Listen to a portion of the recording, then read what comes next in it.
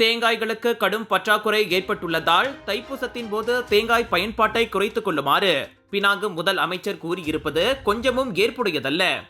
தொன்று தொற்று தொடரும் பாரம்பரியத்தை தடுக்க அவருக்கு உரிமையில்லை என மலேசிய இந்து ஆலயங்கள் மற்றும் இந்து அமைப்புகள் பேரவையின் தலைவர் டத்தோ என் சிவகுமார் சாடியுள்ளார். தைப்பூசத்தின் போது தேங்காய் உடைப்பது என்பது வெறும் அலங்கார நிகழ்வல்ல, அது இந்துக்களின் சமய நம்பிக்கையாகும்.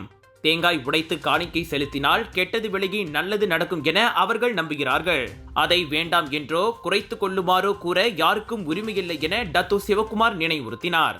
முதலமைச்சர் சாக்கோன்யோ என்னவோ தேங்காய் பற்றாக்குறை நேற்று உழைத்த பிரச்சனை போல் பேசுகிறார். கடந்த ஆண்டு ஆகஸ்ட் முதலே அப்பிரச்சனை இருந்து வருகிறது. பஹாங் சட்டமன்றத்தில் கூட பேசப்பட்டுள்ளது. அப்போதெல்லாம் அமைதியாக இருந்துவிட்டு தைப்பூச நேரம் பார்த்து அப்பிரச்சனையை கையில் எடுப்பது முதல் அமைச்சருக்கு அழகல்ல.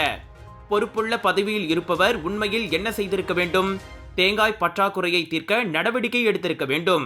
அதை விடுத்து தைப்பூசம் நெருங்கும் நேரத்தில் தேங்காய் பயன்பாட்டை குறைத்துக் கொள்ளுங்கள் என்று பேசி பக்தர்களின் கோபத்திற்கு ஆளாக கூடாது என டத்தோ சிவகுமார் காட்டமாக பேசினார்.